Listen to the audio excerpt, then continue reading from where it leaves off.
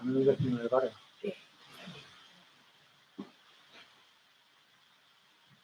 Bueno, pues cojo el micrófono para darle un poco de disponibilidad al tema.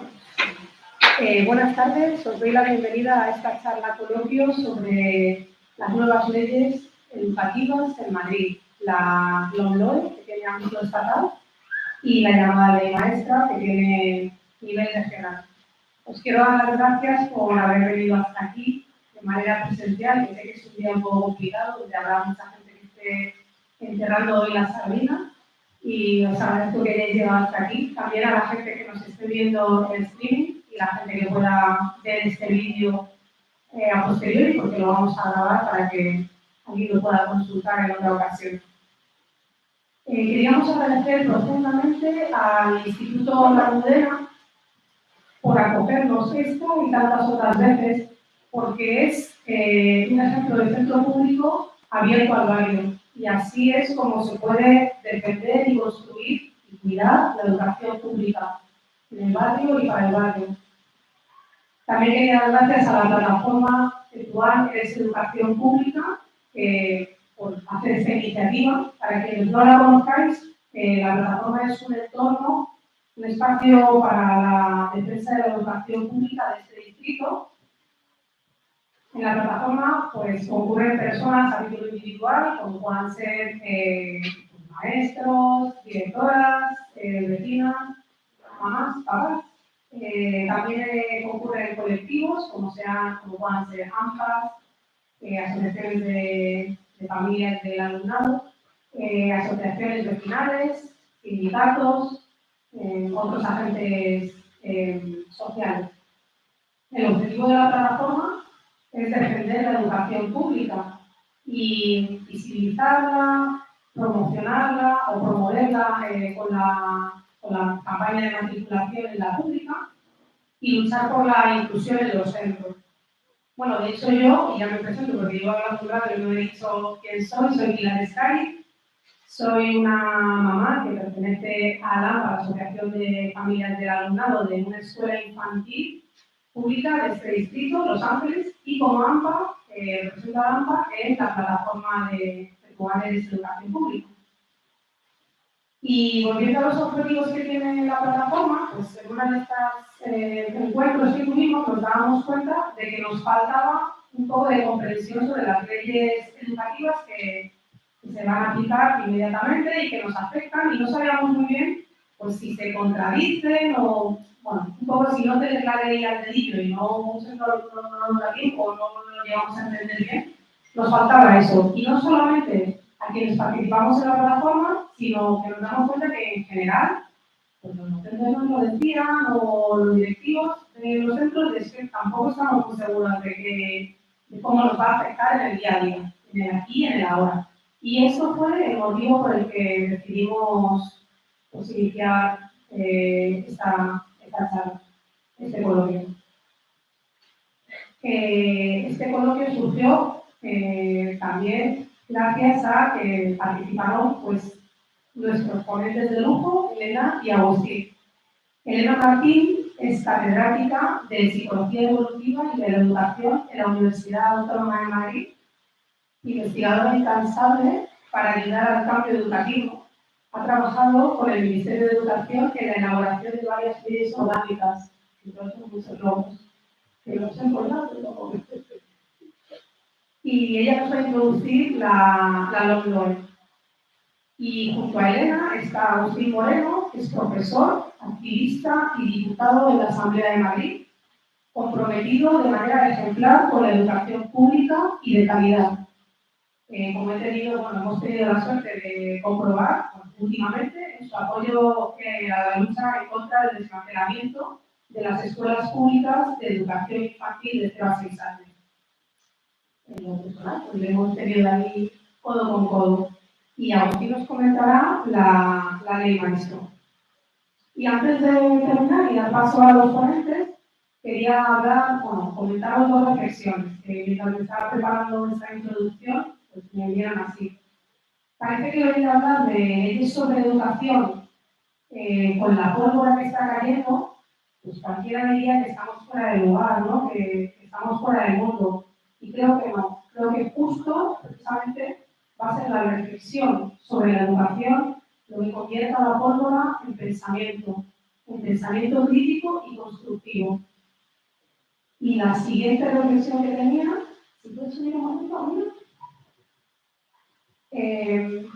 Vamos a hablar de leyes educativas y de cómo nos afectan. Y a veces, en los términos raros o más técnicos, pues nos olvidamos de que el objeto de las leyes en realidad son personas pequeñitas y grandes. Y bueno, que son personas vulnerables, o fuertes según lo veamos. Entonces quería, pues nada, resumir a mi hija para simplemente significar que no olvidemos el objeto de qué se aplica, ¿no? Que al final son personas de carne y hueso y que esto hipoteca el futuro de nuestra sociedad. Y el importante de la educación, bueno, que aquí estamos para ponerlo de manifiesto. Y con esto damos paso ya a iniciar la ponencia de limpiar un poquito el micrófono.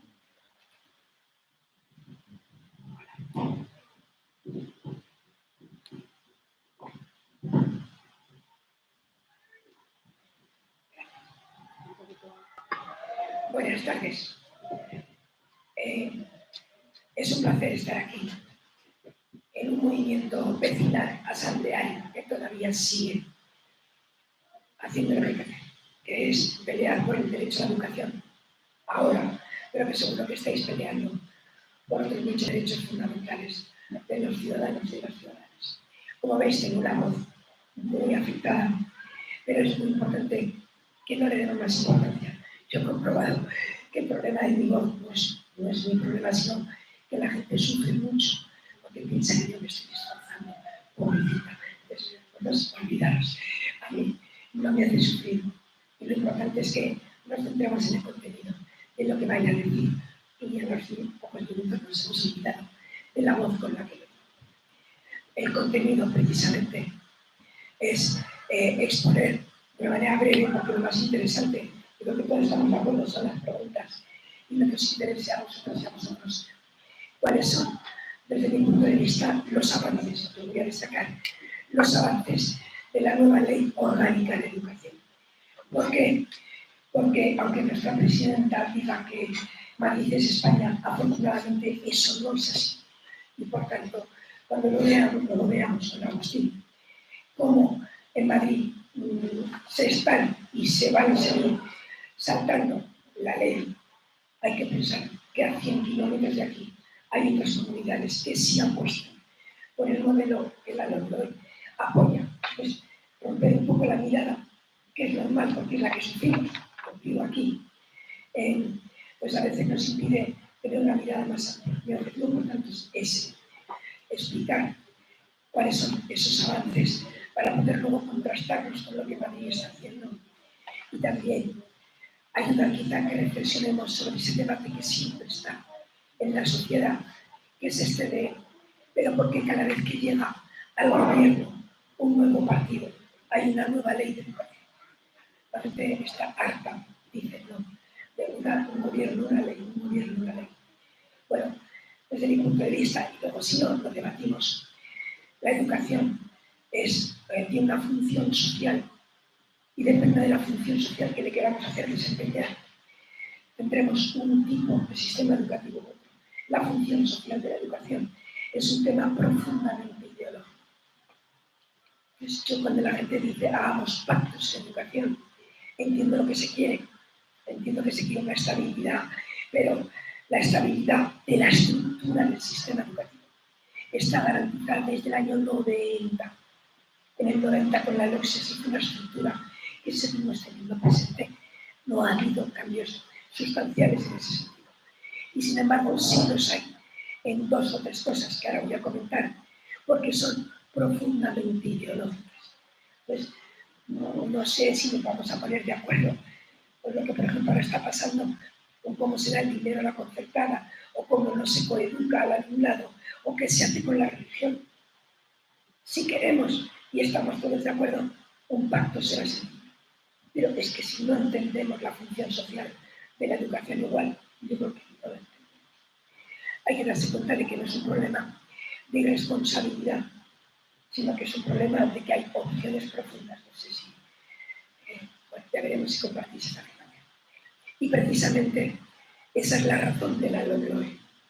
La razón de la LOMLOE es que se hizo una ley en 2011. Bueno, ¿os acordáis del ministro Wert, la ley Wert? Claro, van pasando y parece que nos olvidamos, pero en el 2011 la ley Wert fue una ley absolutamente, ¿cómo la calificamos? Liberal, neoliberal, que consideraba que lo importante era identificar cuanto antes a quienes pueden y separarlos de quienes no pueden, para que estos que no pueden no retrasen a los que pueden. Ese es el espíritu. Una ley que valora el esfuerzo como si el esfuerzo fuera un mérito personal que no tuviera nada que ver con cómo te has desarrollado en tu familia, en tu entorno sociocultural. Una ley meritocrática y una ley que rompía la comprensividad, porque el título de la ESO se decía, al final de la ESO, a los 16, que seguía siendo uno, pero eso no era verdad, porque había dos revalidas, una aplicada y una, la llamaban la otra, bueno, la que no sé la palabra nunca esta, la que conducía a bachillerato, dos revalidas.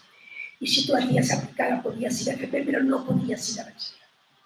Por tanto, no era cierto que tuviéramos una secundaria que abriera indistintamente a vías académicas o profesionales, como lo estaba en la ley anterior. Esa medida fue tan controvertida que el propio PP la suspendió, pero no estaba derogada, no estaba derogada. Por tanto, era imprescindible derogar la LOMCE por el tipo de pensamiento y de prácticas que de hecho estaba haciendo una ley que llevó a unos índices de repetición que no se han visto en el país. Porque la idea era, no puedes, pues venga, tú te tienes que esforzar solo. Repite, como si el problema de la repetición fuera solo más tiempo. No, que necesitas ayudar a la persona de otra manera. No lo has hecho, ya lo harás, te doy más tiempo.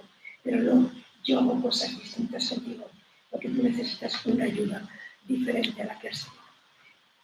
El cambio de esa ley, cuando se aprobó, quizá algunos se acuerden, el día que se aprobó la LOMCE, en el 2011, todos los partidos políticos, excepto el PP, se hicieron una foto a la salida del Parlamento y hicieron una declaración de que en cuanto se llegara al poder, derogarían la LOMCE. O sea que esto era un compromiso.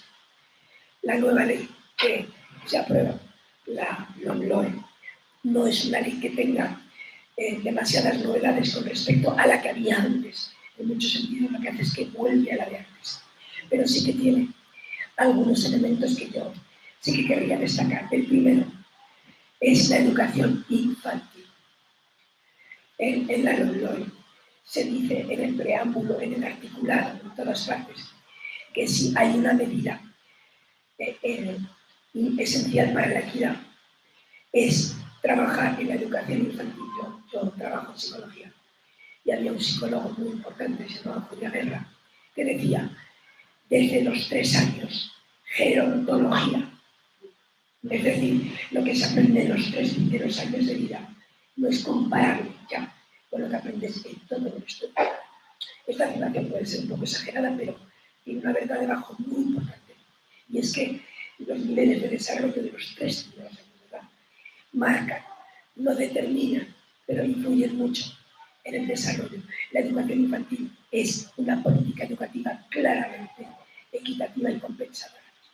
Y la LOMLOE la plantea el apoyo en 2 sentidos. Primero, regulándola como una etapa educativa, que profesorado a través de un real decreto que ahora va a salir, que profesorado tiene que haber, como que puede cualquiera cuidar a un bebé. Es que no cuidamos, educamos, y por tanto el profesorado tiene que ser un profesorado cuya formación esté regulada, los espacios, los tiempos, el currículum, que hace un mes salió publicado el currículum de la educación infantil, porque aprender a comer de líquido a sólido es un aprendizaje, y como tal aprendizaje yo puedo ayudar a que esa persona lo haga mejor.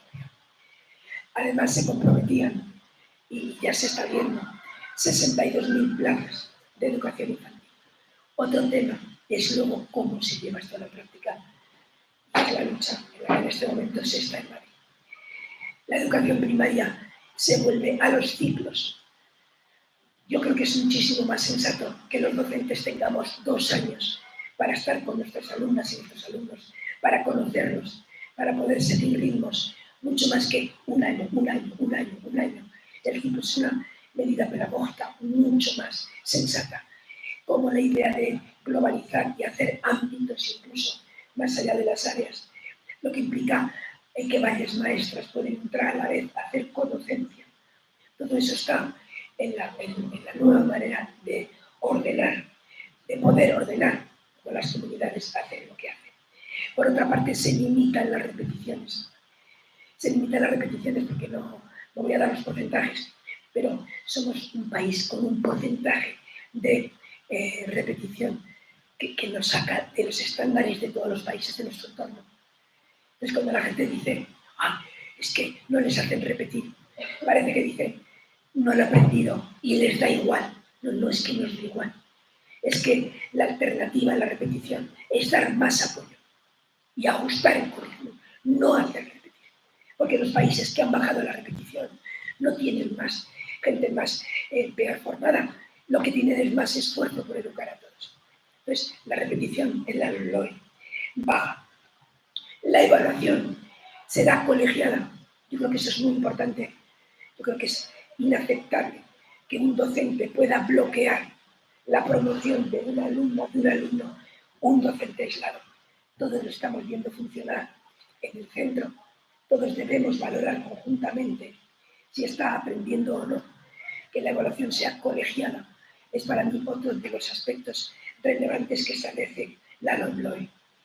En la secundaria obligatoria se proponen ámbitos, en vez de que haya ciencias sociales, lengua, que pueda haber un ámbito sociolingüístico, un ámbito artístico, ámbitos. Hay comunidades como Valencia que ya lo venían haciendo y ahora la ley lo propone para todos. Se retrasan los itinerarios, porque es verdad que en cuarto, sobre todo, el alumnado va a tener que elegir algunas asignaturas, pero indistintamente de la asignatura que elijas de la opción y sin reválida el título de secundaria, abre indistintamente al bachillerato y a la formación profesional. Es decir, volvemos a un modelo comprensivo, porque hay que saber, porque hay datos que demuestran que cuanto más se retrasa el momento en el que separamos al alumnado a vías académicas y profesionales, cuanto más se retrasa ese momento, menos correlacionada está esa decisión con el nivel sociocultural. Porque cuando vemos que hay mucha más gente, los sociólogos lo llaman así, de clase obrera en FP y mucha más gente de clase capitalista en bachillerato, ¿qué es lo que pensamos? Que los niños y las niñas nacen diciendo quiero FP desde la cuna. No, es que la escuela reproduce las desigualdades. Y una de las maneras de aminorarlo, porque pensar que lo compensamos solo desde la escuela, yo creo que es ingenuo, pero la capacidad que tenemos de reducir las desigualdades está, entre otras cosas, en esta opción comprensiva. Cuanto más tarde elige una persona la vía de bachillerato o de FP, menos posibilidades hay de que esa decisión correlacione con el origen sociocultural del que proviene. Por otra parte, los programas de PEMAR, había 2 programas para atender al alumnado con más problemas, PEMAR y formación profesional básica, se vuelve a la diversificación y a los ciclos formativos de grado básico. No me voy a extender, si luego queréis saber algo más, os lo explico, pero son mucho más inclusivas estas 2 ofertas. No se obliga a la gente a tener que repetir para ir a un programa de diversificación, sino que si sus docentes y los departamentos de orientación saben que esa persona va a aprender mejor en un tipo de enseñanza que tiene una dimensión más próxima a lo práctico, a lo interdisciplinar, recomendarán que vaya, pero esa entrada conduce a título. No quiere decir que todos lo vayan a aprobar, como no todos los que hacen la secundaria ordinaria lo aprueban, pero conduce a título. Y creo que esto es muy importante. En el bachillerato aparece un nuevo bachillerato, que es el bachillerato general. Además del de ciencias, el de ciencias sociales y el de artes, aparece un cuarto bachillerato, bachillerato general, con la idea de que muchas veces, aunque parezcan mayores, son muy jóvenes y no saben bien. Si tenéis hijos de esas edades, hijas, veréis que no saben bien por qué decantarse. Entonces, la posibilidad de que hagan un bachillerato más general, que todavía les abra posibilidades sin tener que elegir. Y quien quiere elegir, porque lo tiene claro, pues elegirá una de las otras. Lo propone un nuevo currículum, con un enfoque competencial, con la idea de que no diremos que una persona ha aprendido, a no ser que apropiarse de ese conocimiento le lleve a actuar en el mundo de una manera distinta. Si no le lleva a cambiar su comportamiento, eso no le ha hecho más competente. Yo puedo declarar cosas, memorizar, repetir, pero si sigo haciendo lo mismo, aunque tenga nuevos conocimientos, esos conocimientos no me han hecho más competente. Ese enfoque curricular nuevo se quiere llevar hasta la EBAU, la famosa, no sé si selectividad significa algo ya para algunos por edades, otros dirán EBAU, la prueba para entrar en la universidad. Ya se anunció que se iba a hacer una EBAU competencial. Es dificilísimo, pero bueno, se puede hacer. Y yo os aseguro que si la EBAU, la selectividad cambia, eso caerá hacia atrás a favor en el sistema educativo. Porque es una de las cosas que llevan a los docentes a decirnos que yo estoy de acuerdo contigo, pero luego no puedo, porque como lo que preguntan en la EBAU es este tema, no puedo trabajar competencias, tengo que trabajar contenidos. O sea que el cambio de la EBAU podría ser un cambio muy relevante. La formación profesional cambia muy radicalmente, pero sobre todo hay una apuesta. Sabéis que está la modalidad dual de estar ya cobrando mientras hacen las prácticas en el segundo año del ciclo. Se articulan mejor el ciclo básico, que todavía estamos en la ESO, con el ciclo medio, con el ciclo superior y con la entrada a la universidad, que es muy importante para que el ciclo superior, si quiere, vuelva a permitir entrar a la universidad, pero sobre todo se hace una apuesta por mayor oferta de plazas, porque puedes diseñar una FP estupenda y que luego pase como ha pasado la ley, que se han quedado sin escolarizar, Agustín lo retomará, muchísima gente. Y además que para entrar en pública, volvamos a la educación infantil, en un ciclo superior de pública tienes que tener un 7,5 para entrar, porque no entras con otra nota y no hay becas. Pero bueno, el diseño de la FP yo creo que es otra clave. Y se cambia la religión. ¿Qué se cambia de la religión? La religión será de oferta obligada. Todo el que quiera haga la religión católica o la confesión que diga. Pero los que no la hagan no estarán obligados a hacer una asignatura alternativa. Ese es el cambio. Es un poco, y desde luego, la asignatura de valores éticos y cívicos es para todo el alumnado. Yo hace muchos años escribí un artículo con la LOS que decía, bueno o católico, usted elige, porque parece ser que las dos cosas no se pueden ser. Pues entonces, en este momento la alternativa es inadmisible, que la alternativa a la religión sea la ética. Por tanto, valores es para todos. El otro cambio de la religión es que la nota no pesará a ningún efecto académico, ni para becas, ni para convocatorias, ni para la EBAU. No pesará a efectos académicos. Además, tampoco sé si es tan grave. Desde luego es la vuelta a lo que ya teníamos. Hemos sido capaces de avanzar más. Solo volver a lo que teníamos.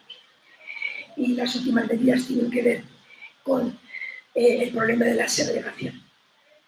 La enseñanza pública, sobre todo en algunas zonas, se está convirtiendo en una enseñanza asistencial, porque hay un nivel de segregación tan grande que mucha gente no matricula. Cuando el otro día salía en Barcelona, familias de clase media se ponen de acuerdo para ir a centros para conseguir levantarlos. ¿Qué país es este? En el que ir a la escuela pública se convierte en un acto militante. Pues, para que esto no suceda, la LOE intenta tomar algunas medidas, fundamentalmente a través de las comisiones de escolarización, de asegurar que las plazas se reparten. Las plazas de necesidades educativas especiales, las plazas de inmigrantes, se reparten entre concertada y pública, y con otra medida que me parece esencial, que es el trato diferencial. No podemos dar lo mismo a quien tiene necesidades distintas. Y eso que lo entendemos con el alumnado, lo tenemos que entender con los centros educativos. No se puede dar la misma plantilla ni los mismos recursos a centros cuyas necesidades son distintas. La ley apunta algunos artículos para este trato diferencial. Yo puedo, determinando la población que tienes, darte más recursos y apoyarte más. Y además, si haces proyectos específicos, puedo, contra tu proyecto, darte también recursos, ¿no? Darte una autonomía que yo creo que es positiva. Las cosas, bueno, la LOMLOE la inculca muchísimo, pero hemos visto, está en el Constitucional, tiene un recurso de constitucionalidad, entre otras cosas, por muchos motivos, por la lengua del catalán, castellano, por muchos motivos. Pero uno de ellos es porque propone no dar concierto a los centros que siguen escolarizando separadas a los chicos y las chicas. Lo comentarás seguramente. Madrid ya brindó los conciertos de los centros que en Madrid hacen eso, para que antes de que saliera la LOMLOE pudieran tener asegurado el concierto. Y siguen separando a chicos y chicas. Bueno, podremos alguna vez ver alguna de estas ideas en marcha en Madrid, seguro que sí. A lo mejor no, porque somos un poco mayores, pero lo que hay que apostar es porque otros lo verán. Y ahora el contraste probablemente con lo que planteé Agustín, o sea, a ver, las diferencias entre lo que un marco legal permite y lo que una comunidad autónoma puede machacar luego una ley orgánica. Pero si el Ministerio de Educación fuera como tiene que ser, y he dicho fuera, no es, sino fuera, haría recursos a la ley maestra, porque es una ley que incumple claramente la ley.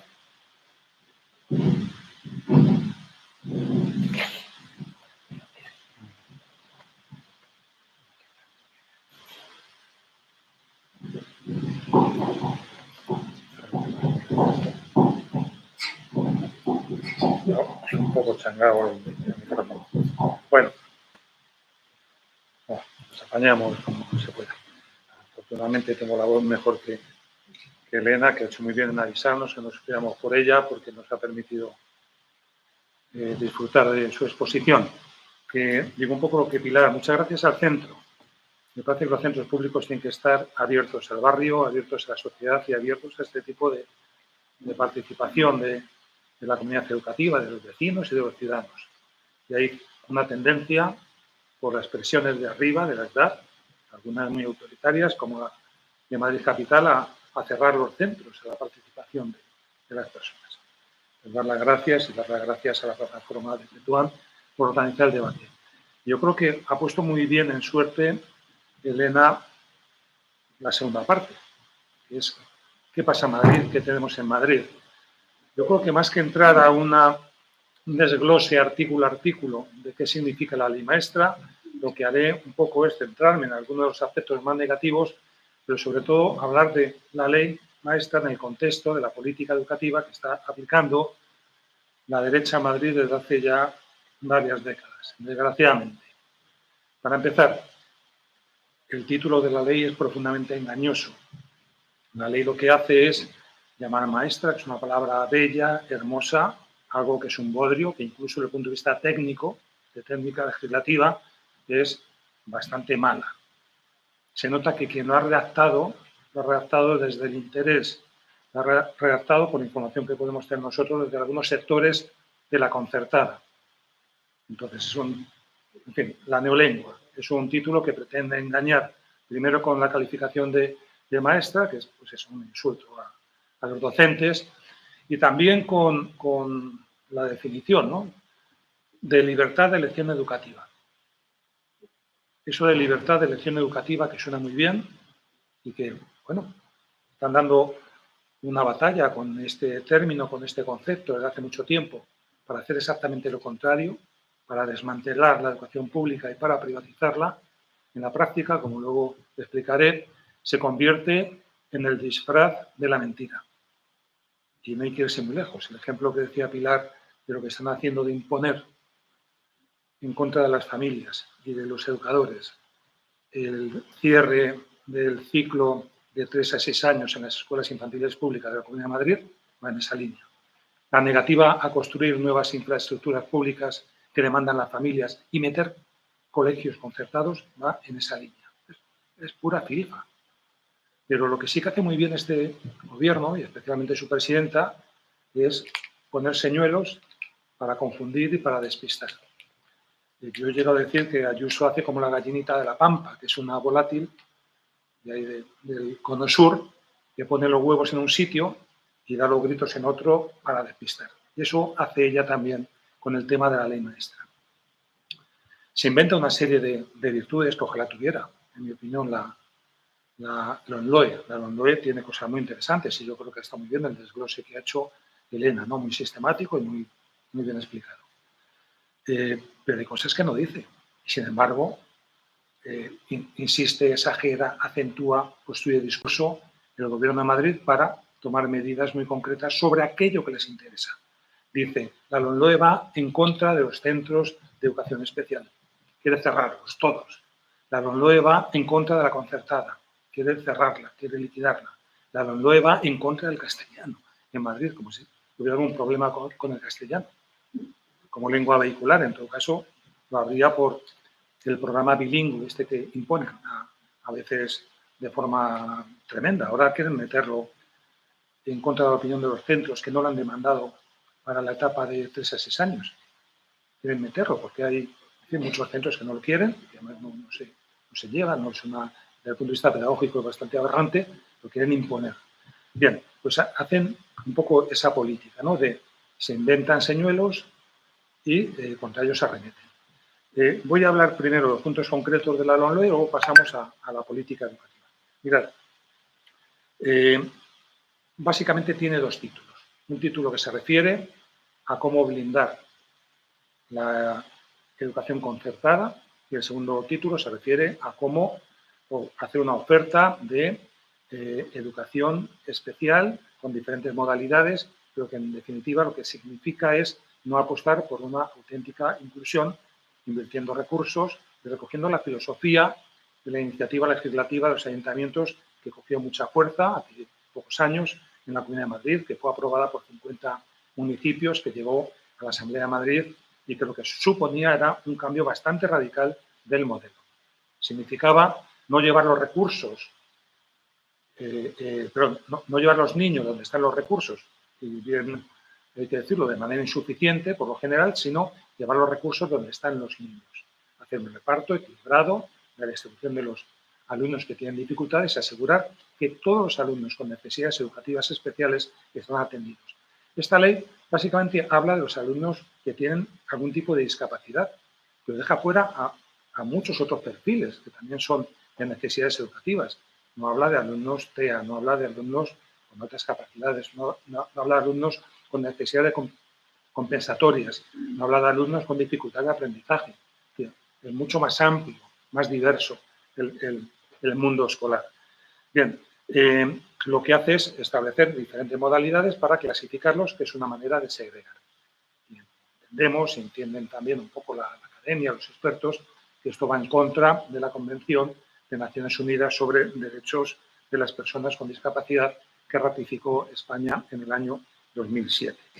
Entonces, dedica todo un título a ello y en el fondo es mantener el mismo sistema actual y destrozar un poco aquel impulso de la iniciativa legislativa, que fue una cosa muy potente, que les supuso colocarles en una situación difícil a la Administración Educativa y al Gobierno de Madrid porque suponía un cambio radical de filosofía, de inversión, de organización de espacios, de formación del profesorado. Claro, eso no quieren hacerlo porque, como luego explicaré, lo que hay detrás de todo esto también es un ahorro de recursos.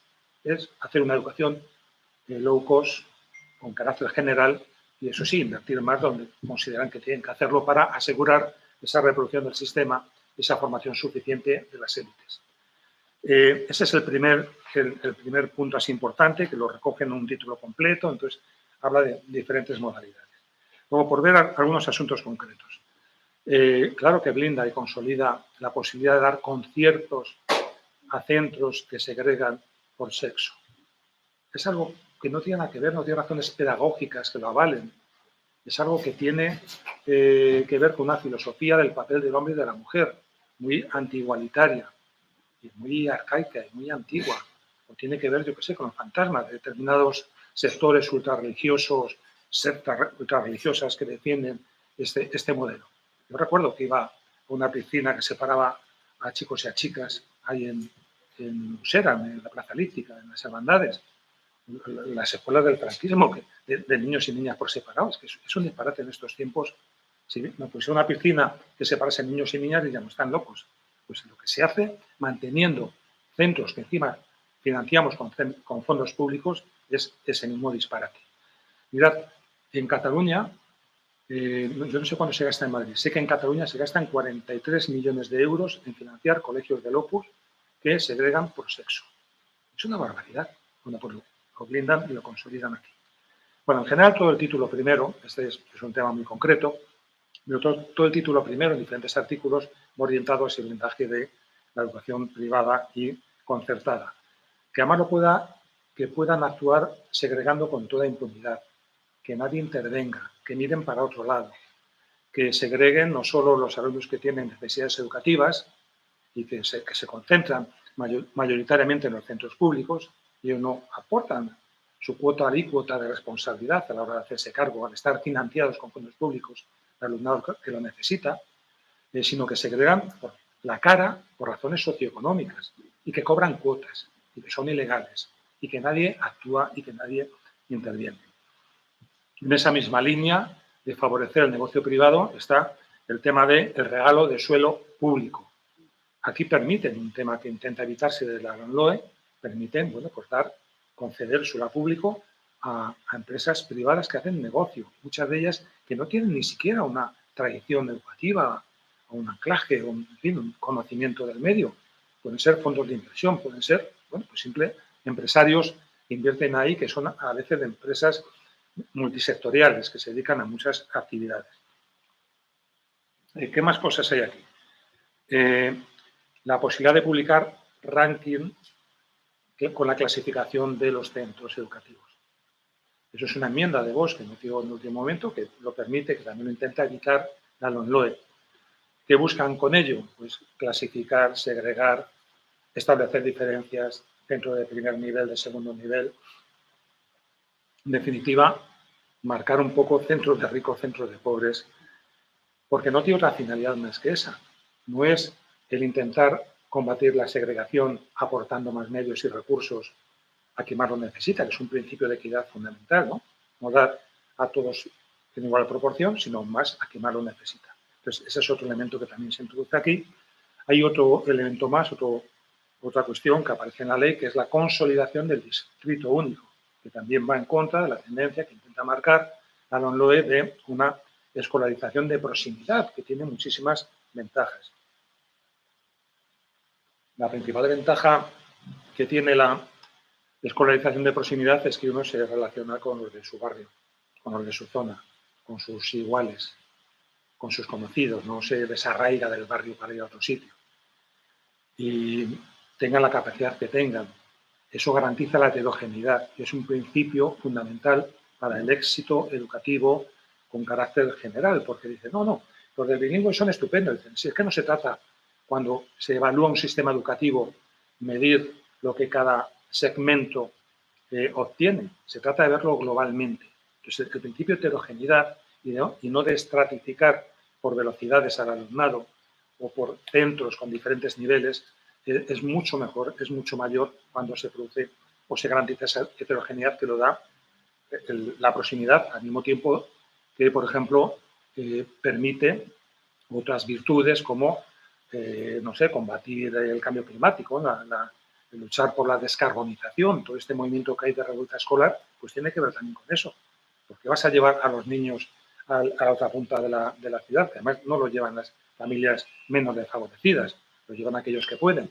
¿Por qué vas a poner 2 filas de aparcamiento en cadena o tirar de rutas y de autocares? Que son temas que afecta no solo la calidad educativa, la heterogeneidad del alumnado, sino también la calidad de vida y la lucha contra retos que tiene esta sociedad y que tiene la humanidad. Hay dos cosas, más allá del contenido concreto, dos cuestiones políticas que sí que quería hacer un pequeño comentario. La ley maestra tiene ese objetivo de blindar la concertada y blindar también los centros de educación especial para no invertir y no apostar por un modelo de educación realmente inclusivo, pero va buscando también una finalidad política, que es la de confrontarse con el gobierno estatal. Eso lo hace muy bien el Gobierno de Madrid y, en concreto, la presidenta, Isabel Díaz Ayuso. No ha hecho otra cosa desde que entró en el año 2019. Es más, lo ha hecho incluso en contra, compitiendo dentro de su partido, ¿no? De su ambiciones desmedida, y entonces confronta con Pedro Sánchez con la pandemia, confronta con el resto de presidentes autonómicos de alrededor y sale y dice lo contrario, confronta con la dirección de su partido porque aspira a... Bueno, pues lo ha utilizado de manera torticera en una batalla política por sus ambiciones que no aporta nada a la educación del alumnado de la Comunidad de Madrid. Y el otro tema que quería resaltar desde el punto de vista político, que no es estrictamente contenido, es el atropello democrático que ha supuesto la tramitación. Esto era una ley, no era una ley de lectura única, no era una ley por trámite de urgencia, era una ley ordinaria. Lo han ventilado en 3 meses, pero prácticamente sin reuniones. Hubo un primer debate en el Pleno de la Asamblea, a la totalidad, se ventiló con una votación con los brazos de madera y la mayoría que hay en la Asamblea. Hubo una sola sesión de comparecencias, donde había 9 personas de la sociedad civil para que comparecieran allí. 9 personas en un solo día lo encajaron. Cada comparecencia sin tiempos muertos es 1 hora y 10 minutos. Es decir, era todo el santo día allí sin poderse levantar, sobre todo los grupos donde estamos una sola persona. Y hubo una sola reunión de ponencia donde se nos daba 5 minutos a cada grupo para defender en bloque todas las enmiendas y coger y votarlas en bloque, y una reunión de comisión donde nos planteaban lo mismo, nos acabamos levantando, y otra sesión de cierre de aprobación final. Así han ventilado un debate que debería ser fundamental, haberse dedicado el tiempo necesario para que cada cual hubiera defendido sus intereses. ¿Es un tema menor este? No es un tema menor. La democracia son contenidos, pero también son formas. El PP y Vox, que han actuado a la limón, tienen votos suficientes para aprobar la ley, pero no tienen patente de corso para saltarse los acuerdos que habíamos adoptado, el procedimiento que se había fijado, las reglas del juego, un mínimo planteamiento democrático de debate, de exposición de las enmiendas una a una. Votan en contra, pero se pueden explicar, se pueden definir allí. Lo importante es la ley, pero es más importante la política. Hago una segunda parte y abrimos el debate. A ver, fundamentalmente esta ley supone un nuevo asalto a la educación pública. Lo de nuevo, he explicado el contenido, en qué consiste.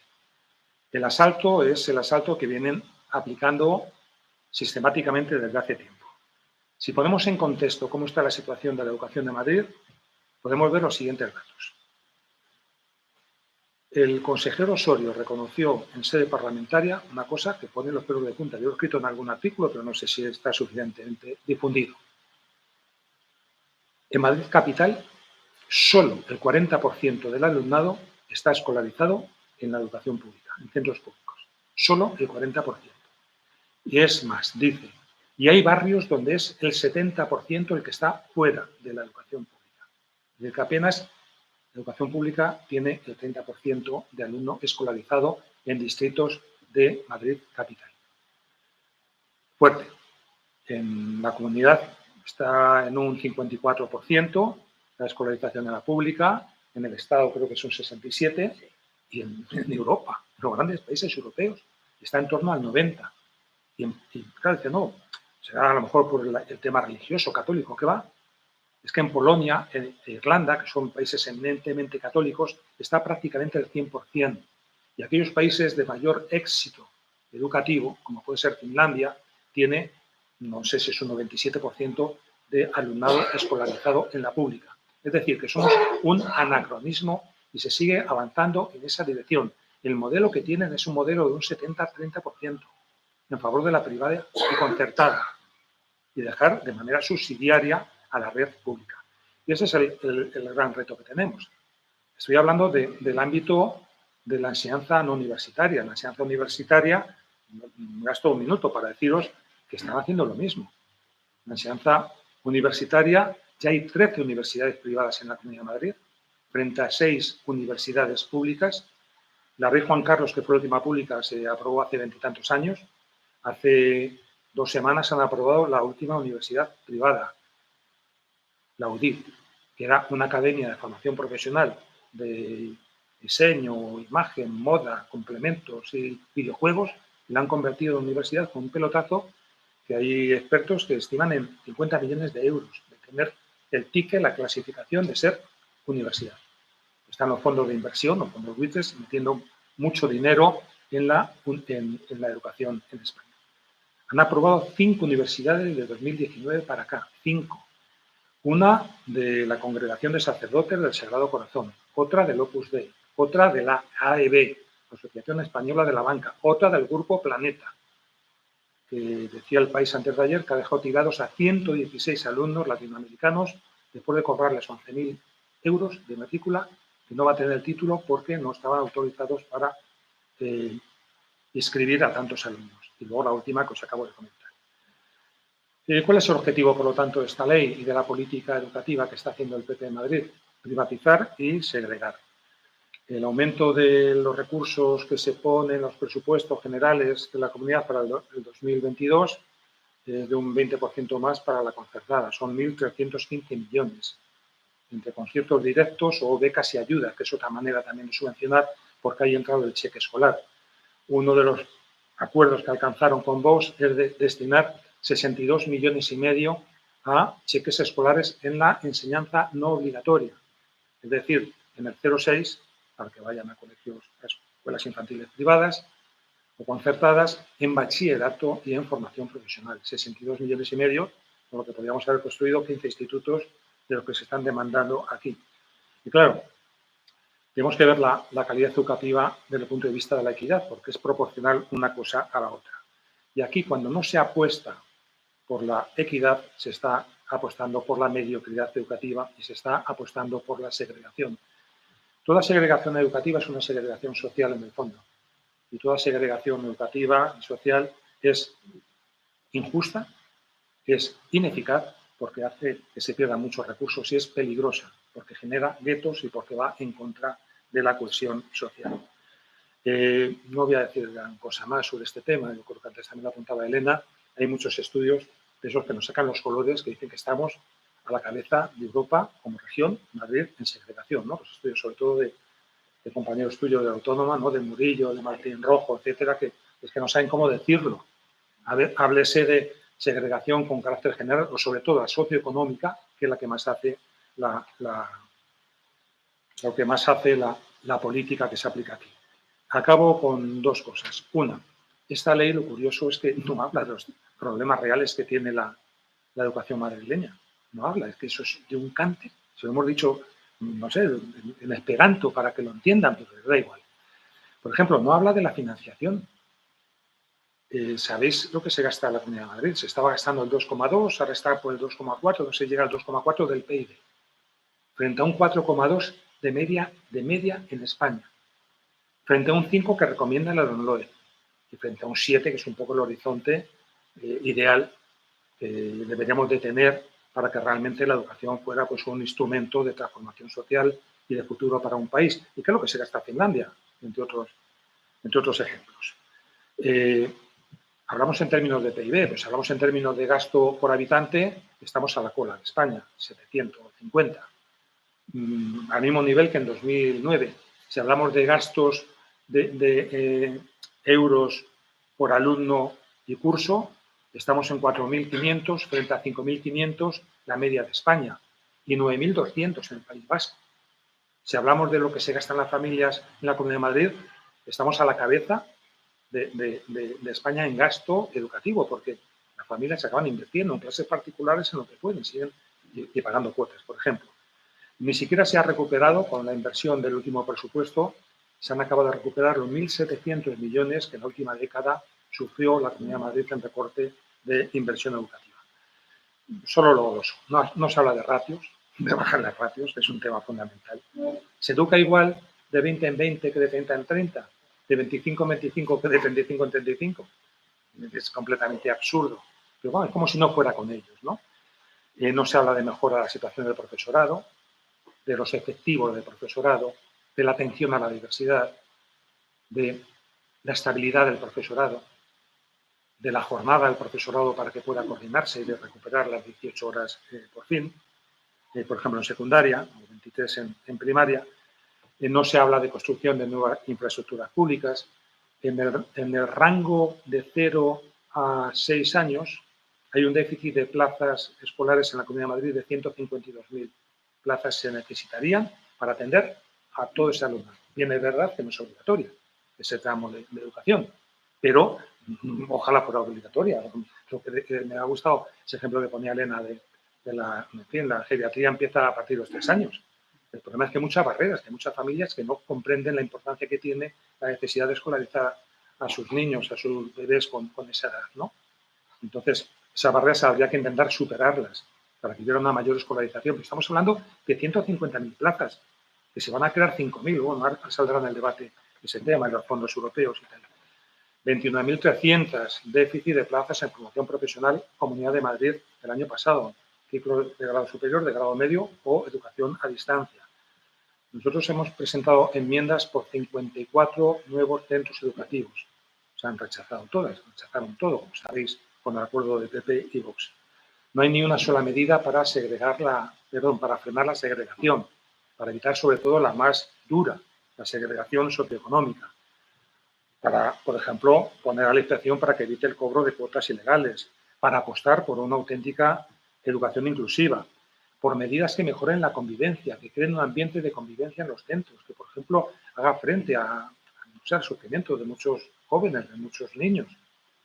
Esto que denuncia la Asociación de Directores de Secundaria de Madrid, que han tenido solo en el primer trimestre de este curso 200 protocolos por conducta suicida, de autolisis o autolesiones.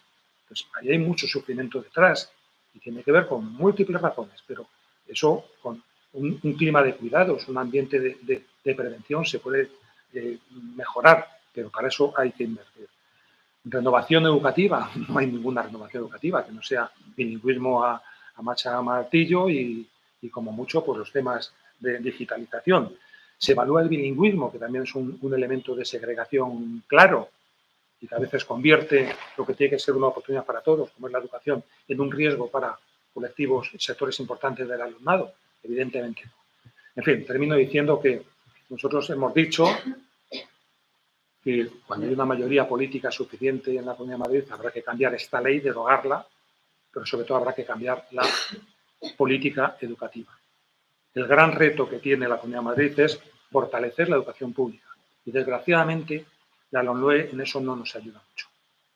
No nos ayuda mucho y lo que se va a medir el éxito o el fracaso de la LOMLOE, con todos los puntos importantes que antes decía Elena, como se va a medir es si se frena el proceso de privatización que la derecha tiene absolutamente claro. Y lo hace, pues, fundamentalmente por la razón de que, bueno, a ellos no les importa que crezcan las desigualdades sociales y porque la filosofía que tenían aquí en la cabeza cuando sacan la ley la siguen manteniendo. Ellos piensan que en este país se estudia por encima de las posibilidades del alumnado. ¿Para qué van a invertir más? Si luego muchos alumnos, cuando titulan, se acaban yendo al extranjero a ejercer o están subempleados en trabajos que nada tienen que ver con lo que han estudiado. Entonces, de esa filosofía, esa mentalidad, ahorran por una parte y por otra parte tienen la mentalidad de hacer negocio. Hacer negocio. No sé si leerlo ahora o lo dejo para después, pero hay una frase de... Lo voy a leer ahora, ya cerramos con ello. Hay una frase de Vargas Llosa, que me gusta como escritor, pero le he cogido la frase porque es que me parece que es tremenda. Este sí que es liberal. Es un conspicuo neoliberal, pero fijaros lo que dice Vargas Llosa. Dice, un país que busca la justicia en la libertad debe gastar sumas importantes en crear una educación pública de muy alto nivel pagando y preparando a los mejores maestros y construyendo colegios y escuelas que puedan competir con las privadas y superarlas. Lo dice Vargas Llosa. Es que los de aquí no son liberales. Los de aquí están al negocio de los amigos, muchas veces a ese negocio, a alentar un sistema de corrupción y de comisiones y de prebendas que no hay por dónde cogerlo. Acabo con ello. El caso de Granado, los colegios concertados públicos donde cobraban entre 900.000 euros o 1.100.000 euros por cada colegio público que daban, y que así se refleja en el sumario de la operación pública, es un auténtico escándalo. Y esperemos que no haya más cosas de esas, porque hay barrios que están exigiendo sus centros públicos y donde van a meter y próximamente centros concertados al margen de la libertad de elección de las familias. Nosotros el día que podamos, y no hay que descartar nada, esta ley la derogaremos, pero sobre todo habrá que cambiar la política económica para apostar por una educación pública que remueva las dificultades y los obstáculos que tenga todo niño, toda niña, para que ninguna familia tenga que elegir entre un centro y otro, porque todos tengan, no más o menos, sino prácticamente la misma calidad educativa. Creo que eso tiene que ser el reto. Lo contrario es, pues como hacer aviones para ricos y aviones para pobres.